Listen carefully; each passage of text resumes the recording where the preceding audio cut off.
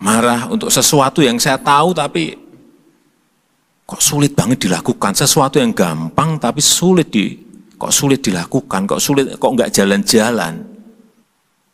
Posisi-posisi ini yang harus terus diperbaiki dengan profesionalisme yang Bapak Ibu, saudara-saudara miliki.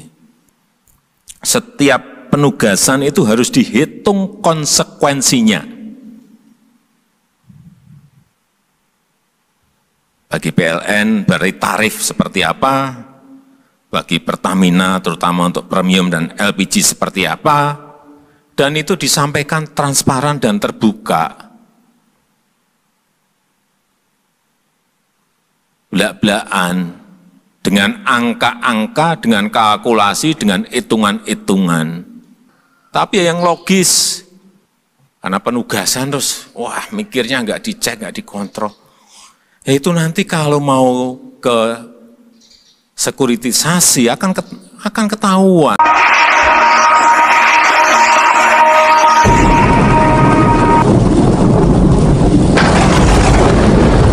Assalamualaikum warahmatullahi wabarakatuh.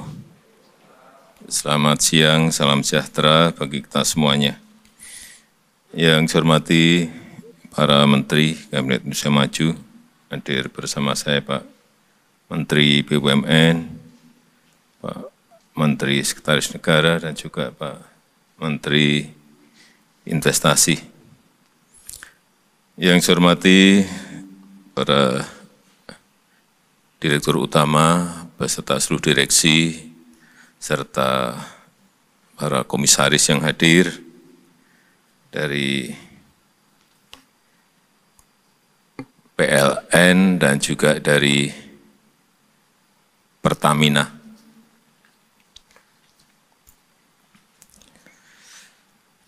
Saya mengundang siang hari ini karena saya ingin memberikan pertama sebuah gambaran adanya perubahan global yang begitu sangat drastis, yang itu ke depan nanti menyangkut tugas Bapak Ibu sekalian untuk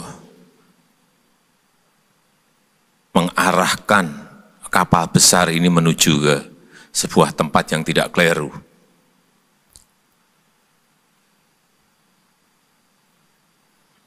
Dan yang kedua, saya juga ingin sedikit mengevaluasi baik mengenai penugasan, dan yang ketiga yang berkaitan dengan investasi.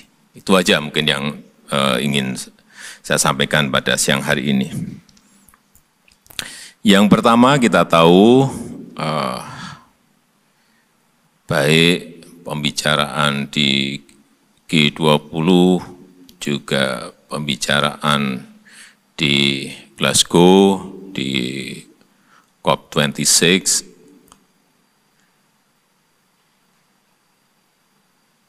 semakin hari semakin ke sana, arahnya itu sudah bisa ditebak, bahwa suatu saat yang namanya energi fosil, penggunaan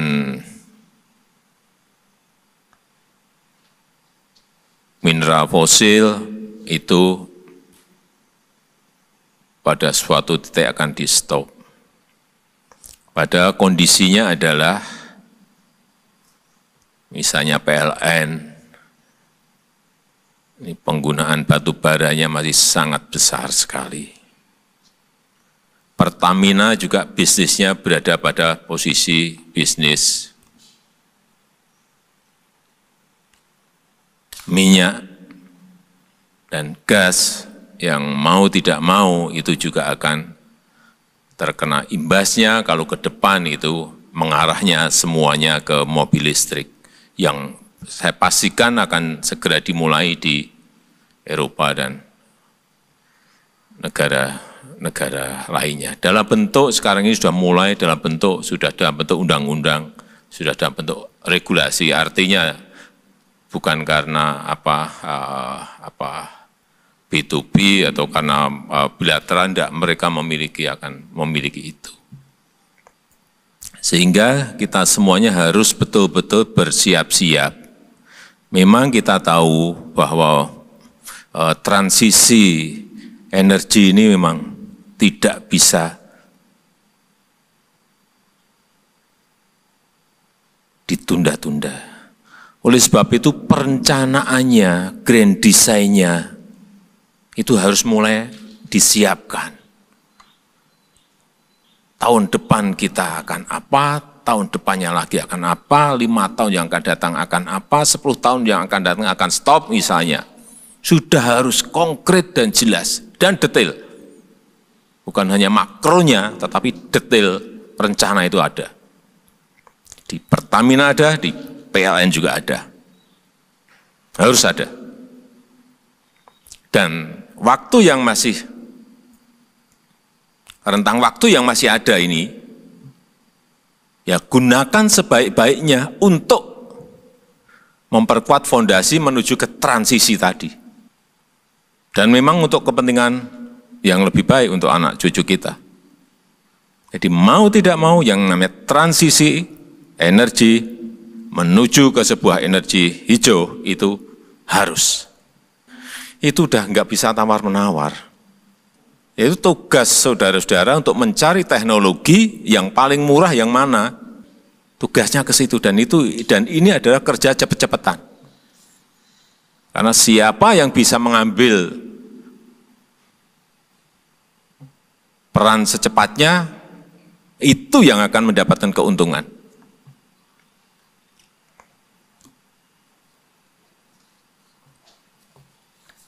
Saya melihat misalnya sekarang ini total energi supply itu, angka yang ada di saya, 67% itu disuplai oleh batu bara, coal.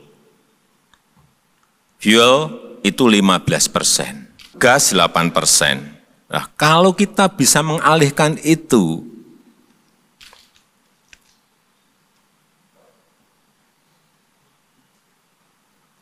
ke energi yang lain, misalnya mobil diganti listrik semuanya, gas rumah tangga diganti listrik semuanya karena di PLN oversupply, artinya suplai dari PLN terserap,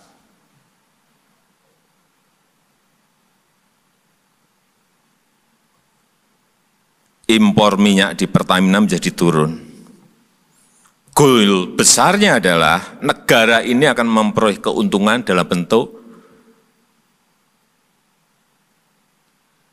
neraca pembayaran kita yang sudah berpuluh-puluh tahun kita tidak bisa menyelesaikan karena problemnya impor minyak kita terlalu besar sekali. Dan itu mempengaruhi currency kita, mempengaruhi yang namanya kurs dolar kita. Karena setiap bulan Pertamina harus menyediakan, harus beli dolar di pasar dalam jumlah yang tidak kecil, besar sekali. Oleh sebab itu kenapa kita ingin mendorong yang namanya mobil listrik dan kompor listrik. Tapi problemnya di situ ada. Nah, itu tugas Bapak Ibu Saudara-saudara sekalian untuk tahapannya seperti apa, mana yang bisa cepat, mana yang harus tahun depan, mana yang harus tahun depannya lagi.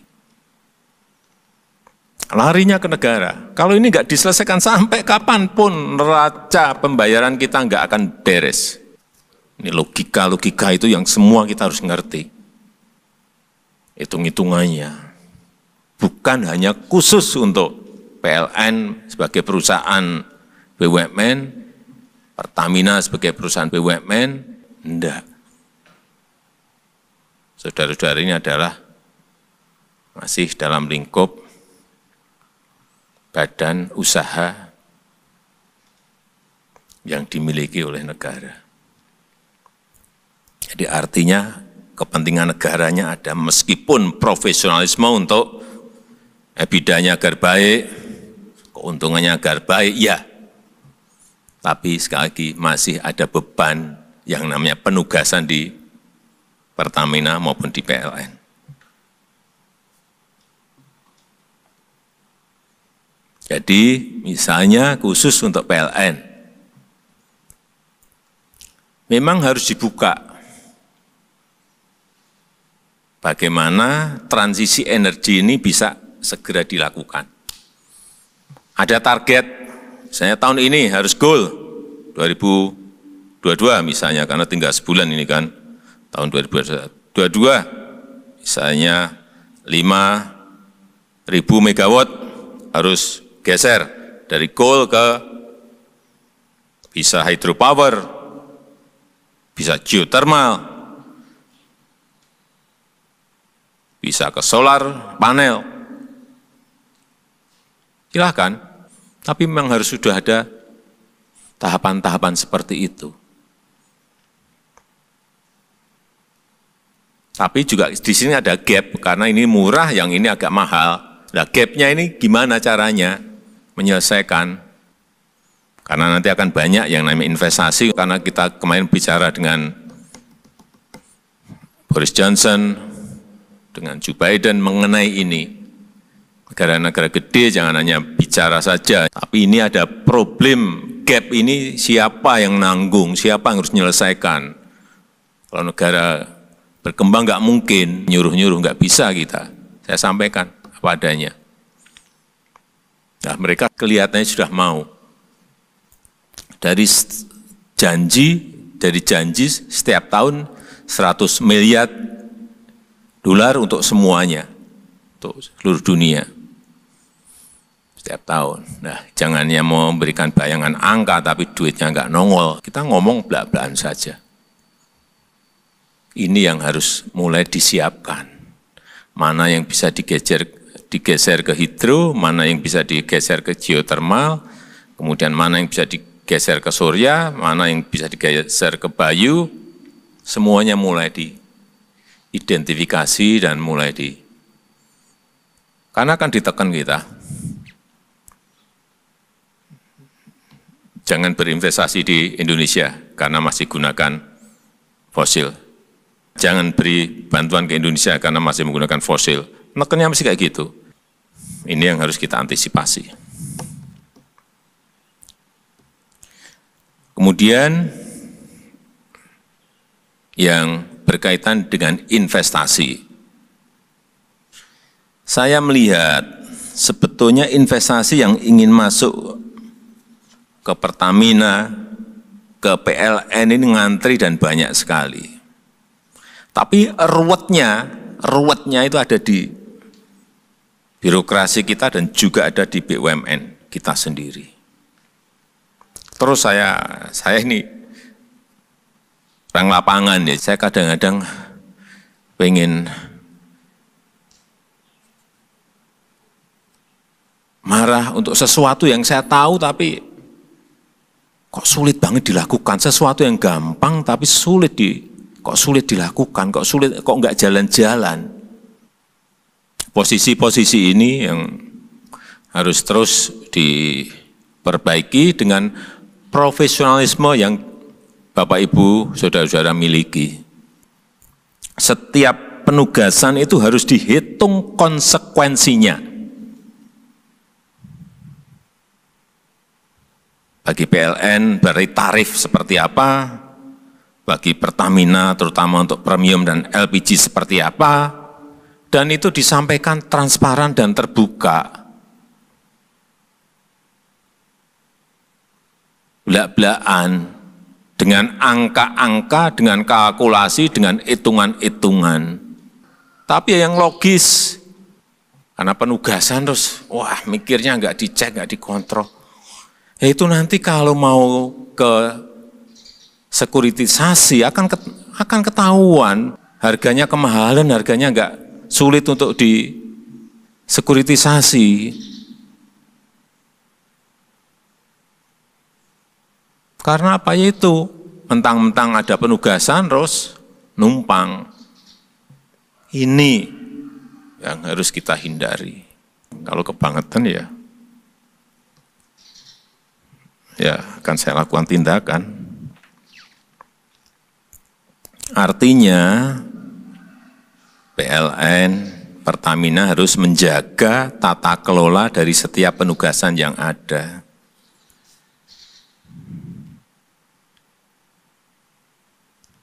Jangan, sekali lagi, jangan numpangi, jangan bersembunyi atas nama penugasan. Sehingga tata kelolanya tidak efisien, prokurmennya tidak benar.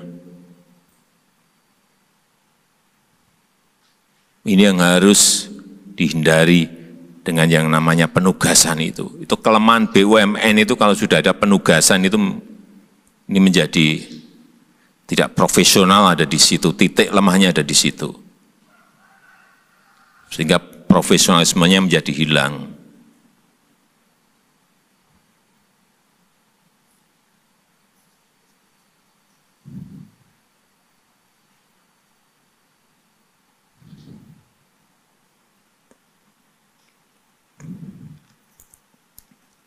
Kembali ke investasi. Jadi keputusan investasi ada boleh oleh perusahaan.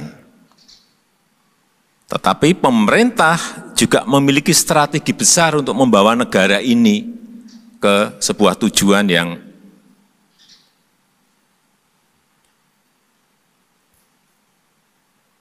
kita cita-citakan bersama. Sebuah rencana besar negara itu juga punya. Itulah pentingnya antara profesionalisme dan kepentingan negara, kepentingan perusahaan dan negara ini bisa berjalan beriringan. Hingga sekali lagi tadi saya sampaikan, saudara-saudara menyampaikan resiko-resikonya, menyampaikan konsekuensinya, menyampaikan kalkulasinya, menyampaikan hitung-hitungannya dalam melihat setiap penugasan itu untuk memberikan dukungan kepada pemerintah terhadap rencana besar yang ingin kita bangun.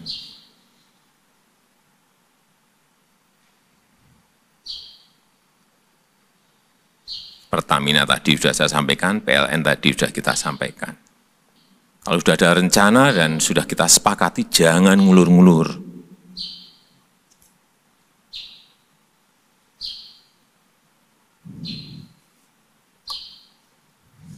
Sekarang ini yang namanya perubahan itu setiap hari berubah, setiap minggu berubah. Penyesuaian itu kadang-kadang cepat sekali. Sehingga meskipun ada rencana besar yang mungkin setiap saat bisa berubah, karena memang dunianya berubah. Teknologi berubah.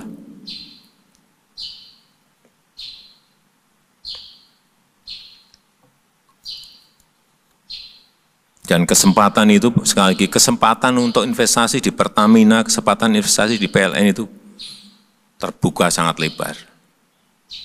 Kalau saudara-saudara terbuka, membuka pintunya juga lebar-lebar.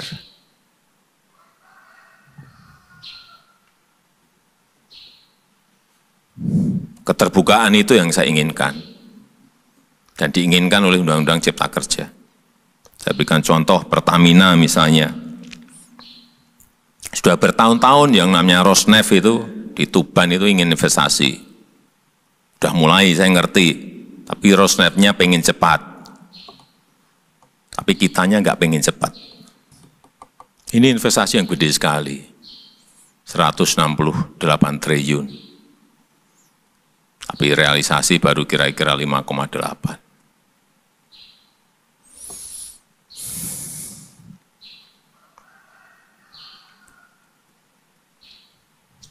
Terakhir udah alasannya ada aja, minta kereta api lah, minta jalan tol lah, baru mulai berapa persen 5 triliun itu. 5% aja belum ada. Nggak ada masalah kok. Memang fasilitas seperti itu pemerintah yang harus membangun. Nggak ada masalah, sampaikan. Kita ini ada masalah karena ini. Tapi kan problemnya bukan itu, problemnya comfort zone. Zona nyaman itu yang ingin kita hilangkan. Zona rutinitas itu yang ingin kita hilangkan. Nggak bisa lagi kita masih senang dengan comfort zone, udah nggak bisa lagi. Di dekatnya lagi ada TPPI, juga sama. Investasinya 3,8 miliar dolar. Juga sudah bertahun-tahun ini, udah sebelum kita udah ada, kemudian ada masalah. Belum jalan-jalan juga, saya perintah saya dilantik itu langsung saya ke TPPI loh. Setelah saya dilantik 2014, saya langsung ke TPPI. Karena saya tahu barang ini kalau bisa jalan itu bisa menyelesaikan banyak hal. Ini barang substitusi impor itu ada di situ semuanya. Semuanya. Turunan dari ini banyak sekali yang petrokimia, petrochemical di situ.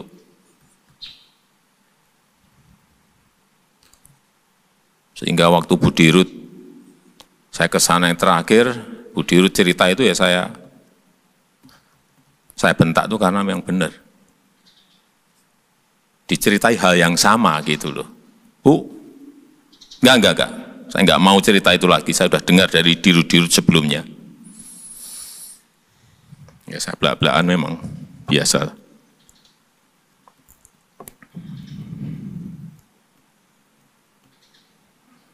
Tender udah 2 kali, udah bolak-balik diulang-ulang terus. Ya. Dan progresnya itu saya ikuti, jangan dipikir saya enggak ikuti. Kita ngerti, 1 dan 2 tadi kita ngerti.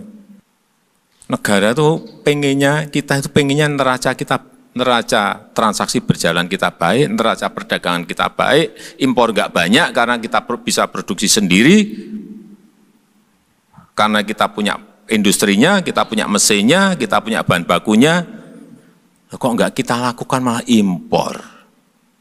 Itu loh yang saya sedih.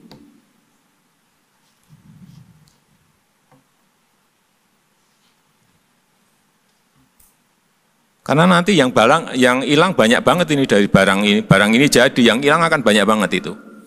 Impor-impor itu hilang, buahnya hilang semua itu, bisa hilang semuanya. Terutama yang berkaitan dengan petrokimia, petrochemical itu banyak sekali. Dan segala turunannya, saya udah ke TPPI udah turunannya sampai segitu banyaknya, saya geleng-geleng betul. Barang kayak gini nggak cepat-cepat dijalankan. Kalau saya 24 jam penuh saya kerjain agar ini segera jalan, Pertamina dapat keuntungan dari situ, negara dapat keuntungan dari substitusi impornya, kemudian akhirnya neraca perdagangan kita baik, neraca transaksi berjalan kita menjadi baik. Rampung kita, currency kita bisa anjlok kalau ini bisa kita selesaikan. Tidak setiap bulan kita harus nyiapin dolar untuk membayar barang-barang impor tadi. Di PLN juga kembali dulu ke ini dulu, ke LPG dulu. Kalau DME ini bisa, hitung-hitungannya saya sudah dengar, kalau gas itu kan kita berapa? $800. DME ini kalau hitung-hitungannya investor bisa kira-kira 640, tapi Pertamina masih minta 680. Oke, itu negosiasi bisa segera rampungkan. Sehingga kembali lagi kita nggak usah impor gas LPG lagi. Artinya kembali lagi neraca kita akan semakin baik. Kemudian yang berkaitan dengan PLN, masalah transisi energi ke renewable energy, ke energi baru terbarukan. Ya kita ini ditanya oleh dunia, Indonesia itu punya kekuatan yang besar sekali. Geothermal kita punya 24.000 megawatt. Hydropower, kita punya sungai itu lebih dari 1.000 sungai, besar dan sedang, gede-gede semua, lebih dari 1.000. 2 sungai saja, Sungai Kayan di Kalimantan Utara itu bisa kira-kira 13.000 megawatt. Sungai Mamberamo itu bisa 24.000 megawatt, baru 2 sungai. Kenapa kita nggak segera masuk ke sana? Karena investasinya gede, besar. Oleh sebab itu apa? Ya gandeng investor, PLN gandeng. Karena sekali lagi nanti energi yang green ini harus diberi ruang tersendiri, wilayahnya dibedakan, grid-nya dibedakan, transmisinya dibedakan. Karena akan kita alirkan ke kawasan industri yang produknya nanti produk hijau. Yang mempunyai value, mempunyai harga lebih tinggi dari produk yang biasa. Sama-sama produknya, tapi ini dari energi hijau, ini dari batu bara, ini harganya gini.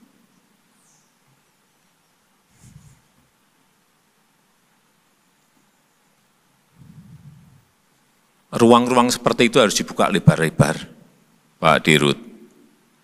Buka lebar-lebar. Jangan sampai dipersulit PPA-nya, tapi memang harus dihitung. Sudah kita kelebihan berapa, ini harus tambah berapa untuk selesai tahun berapa, kan semuanya punya hitungan. Sehingga sekali lagi urusan perizinan PPA, perizinan awal, PPA itu segera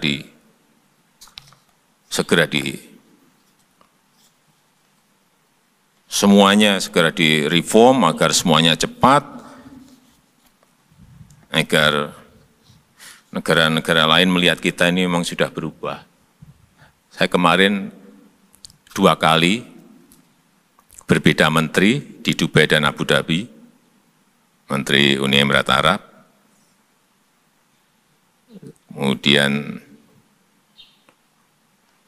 di rumahnya Crown Prince, MBZ juga berbicara, apa yang mereka sampaikan kepada saya, yang saya senang banget. Presiden Jokowi, saya melihat Indonesia sekarang sudah berubah baru.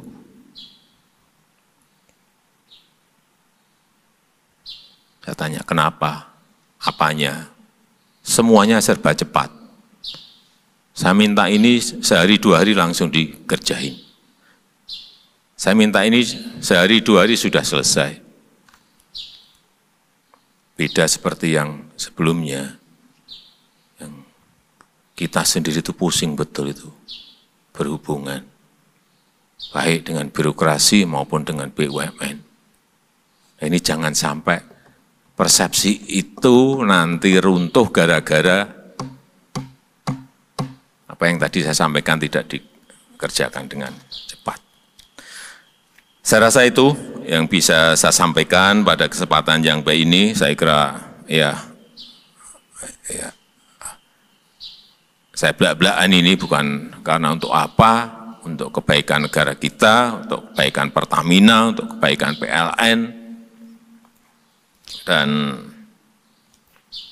saya berharap apa yang saya ungkapkan tadi bisa ditindaklanjuti di lapangan, bisa diimplementasikan. Kalau tidak, silahkan sampaikan pada saya, ke Pak Menteri dulu. Kalau ada persoalan yang memang mentok besar dan ada politisnya, silahkan saya buka pintu saya, jam berapapun. Kalau ada hal yang besar, yang mungkin ada perlu dukungan politis, saya bisa sampaikan, oke, jalan terus, saya di belakangmu. Itu. Saya rasa itu yang bisa saya sampaikan. Terima kasih. Wassalamualaikum warahmatullahi wabarakatuh.